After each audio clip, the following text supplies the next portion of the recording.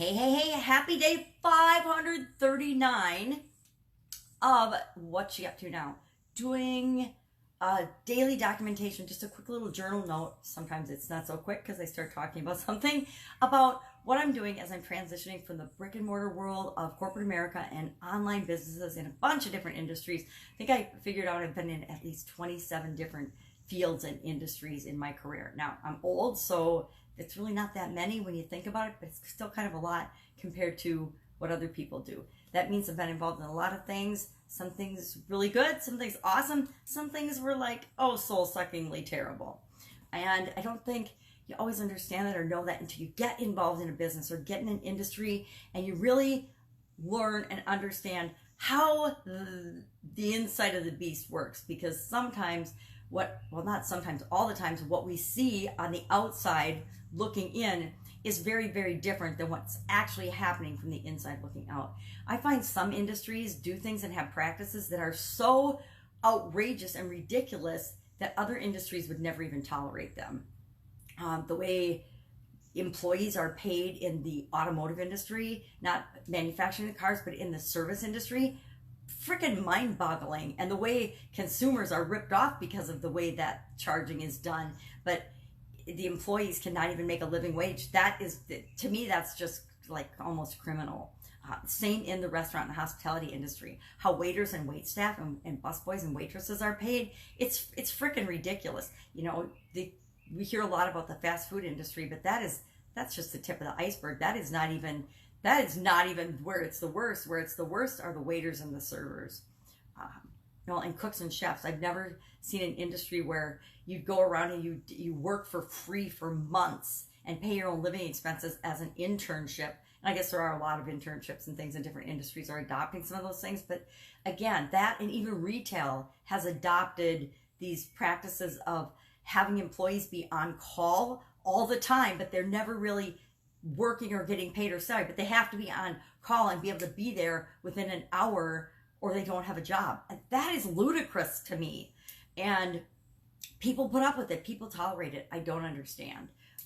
In some ways, our world is getting so much better and so much more incredible. And in other ways, it's just getting so much more outrageous and so much more ridiculous. I could talk political correctness, but I'd better not. So why do I have a cat suit on today? But just because it's cute. I really was looking for a dog because the idiom I was talking about earlier today was you can't teach an old dog new tricks. Well, there aren't any dog masks out there. I guess nobody wants to be a dog or in the doghouse. So a kitty cat I am today. Meow. Not really. What's going on? Having a slow couple of weeks business-wise. Still doing the 90-day challenge. Today's day 79 of the 90-day influencer live video challenge I'm doing with the sexy boss, Heather Ann Havenwood. Today we're going to talk about getting subscribers. We're doing a couple day, like a handful of days, push on subscribers. Since it's a YouTube live video based training, people don't have to be doing it on YouTube, but most of us are. We're going to do a little push for how do you get more subscribers and a formula and a process for ensuring that you can do that over and over and over again as you're continuing to publish or do live videos. And so today we're talking about stories and the power of stories and testimonials, your story and testimonials to help attract subscribers to you. So that'll be the day 79 of the 90-day challenge. For the other aspects of what I'm doing with my business, I'm publishing like crazy still. I do the happy everyday piece. I've done that already. I do the supersize your business piece. I practice live. I go live on my Facebook page every morning to practice talking about an idiom or a saying, just to have a conversation and talk about, and just to practice going live, because I'm not comfortable doing it even after 539 days. And I've actually been live, I don't know how many days in a row. I'm gonna have to sit down and figure it out, but it's been more than 539 days that I've gone live on some one of my pages or some platform every single day. Trying to think if I've missed a day. I didn't miss a day, but I had to do a couple of days where I did the paper signs because I had absolutely positively no voice. I had laryngitis and I couldn't get a sound out. It was like I couldn't get any sounds out, so I ended up having to do like a couple of those flip ones, which was really, really fun, by the way. It was a fun way to do those days' videos. I think I did that twice. I think I had to do that twice for my videos. But otherwise, 539 days, I'm still not super duper comfortable. So I still say so a lot. I still say, it's the way, oh my God, I almost just said it's the way I am. It's just the way I am. I hate that. I hate that expression. We all have the ability to change and grow and continuously improve, me included. I can get to the point where I don't say so all the time. I can get to the point where I don't say all the time. Just haven't made it a priority, and I haven't practiced. I don't practice enough. I don't redo my videos. What you see is what you get. I'm definitely a WYSIWYG. What you see is what you get. I love that expression because it's so true. And people will like that or people will hate that. And I like that in that I'm all about, I get to be myself. I get to be me and you get to be you. And if you like me, great, hop on, listen in. If you don't, go listen to somebody else. There are, billions of people on this planet. Everybody has something to offer, and everybody isn't my cup of tea. I am definitely not everybody's cup of tea or for everybody. I mean, I'm sure there's people that see this cat mask and they're like, why in the hell would I ever listen to any woman in a cat mask with her robe on? And that's awesome, because if that's the closed mindset that somebody has, I don't want to work with them. I don't want to influence them. I don't want to positively impact their life. Somebody else will. Somebody else is out there for them. And I'll be honest, when I was younger, I was the same way. I was very rigid, very professional, very, blue suit, red tie, white shirt. This is the right way to be professional and there is no other way. And it worked for me when I was younger, but it doesn't fit who I am now and who I want to be and who I even want to show up in the world as. So moving, big time moving. It might get stretched out for another week because the people that were going to help me are traveling. And that's okay because I need a lot of help. I'm admitting when it comes to things like moving, I need a lot of help. It's been so helpful to have my sisters come over and go through my clothes and just say, yeah, you need to just get rid of all these. And that was so easy. Like I said, I think I picked 2 things back out of all the things they picked to get rid of. So that just made that part of it so easy. I went through pots and pans and dishes with my daughter yesterday. So people coming in and helping to just say, you're never ever, or you're going to maybe once or twice wish that you still had that giant turkey roasting pan. But for the most part, you can let it go. You can always get another giant turkey roasting pan, right? Or that. Okay, sorry about that. I actually answered my phone by mistake. I meant to hit the cancel button and I actually answered it. But the cool thing is, it let me resume the video. That's pretty amazing, right? I'm learning about technology every day. You think I'd know it all by now, but the thing about our technology, the thing about the platforms we're using, they change every day. Unless I'm recording on my camera and unless I'm recording offline, the platforms that I'm using change all the time. They change all the time. It's the reason we have to be flexible. It's the reason we can't be dogs that you can't teach new tricks. We have to be human beings that are willing to be flexible, open, continuously learning and growing and becoming better versions of ourselves.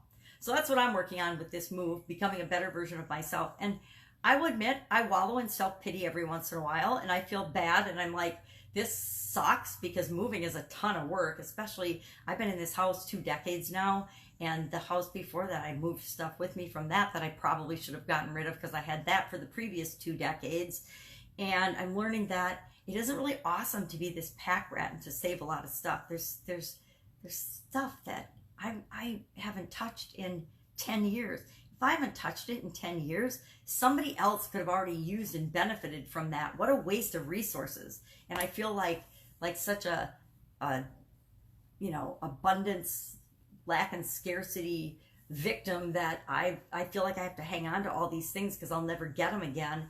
And that's just so ridiculous. And instead of being resourceful and sharing and giving these things to people in the past, I just let it pile up in my house and didn't deal with it. And so now I'm like, all right, yeah, all this stuff needs to go. It's like the clothes. I mean, come on, there's only one of me. How many clothes can I wear? And how many things of this certain type do I need? Remember, I got rid of all my business suits when I left corporate America, and I had lots. I mean, I don't want to even say the number. I had a lot of business suits when I left corporate America. I got rid of all of them, but I still kept all kinds of interesting things that I didn't use. I let my sister go through my t-shirts a while back, and I think I had hundreds and hundreds and hundreds of t-shirts. You know, I could wear a different t-shirt every single day for probably 2 years, and I wouldn't have had to wear the same one twice. Yet, I found myself, I wear the same 12 to 20 shirts all the time because I like them the most and they're the most comfortable and I feel good in them. So it's funny. Why do we collect? Why do we keep all these things? And maybe I found that it's really interesting. People are either savers or minimalists or get rid of hers. You're a keeper or a thrower, a keeper or a thrower. I am definitely a keeper. My ex-husband was a thrower. Not why he's my ex, but, you know, probably contributed to part of it. He used to make fun of my hidden treasures because he'd find stuff every once in a while and he'd say, well, what is this hidden treasure? I actually think they were treasures, but he thought they were trash. You know, one man's trash is another woman's treasure, right? So that's what I'm working on today. The 90-day challenge, my daily content creation, and, you know, I'm participating in a couple of other people's summits. I want to revamp and revitalize my women's summit because I think it was awesome. And I just have to decide, is that the one direction that I want to go with that? I was going to do 4 summits this year for totally different topics that are of interest to women business owners. And I decided it's too much. It's way too much. It's too much variety. It's too much work that if I want to do it, I need to put together an entire team to just do that project. And I don't think it's where my passion lies. I don't think it's what I'm here to do. I don't think it's what I want to do. Can I do it? Yep, totally capable of doing it. Is it exciting and fun?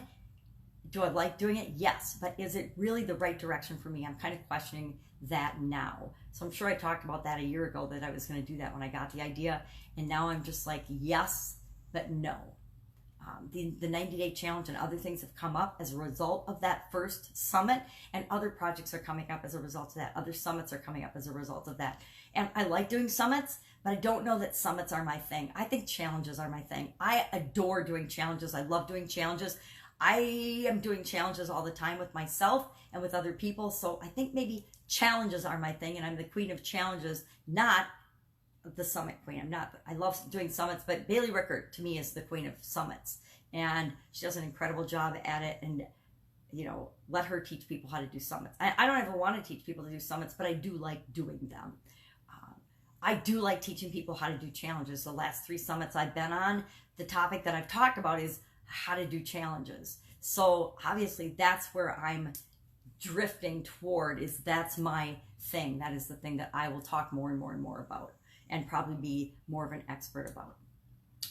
That's it. I'm going to say sayonara or meow and get off and get to work because the granddaughter's coming soon, and I still have the furnace room to pack up. Not sure what's in there. I have my office is pretty much done. It's getting very, very minimalist. The kitchen, I got to finish up the kitchen too. The kitchen I got to finish up, and I've got to figure out a way how to get all the stuff to charity that I'm piling up in every room. And then I want to just gut everything and clean, because there's corners of my house that haven't seen me in a decade. There's little dust bunnies growing.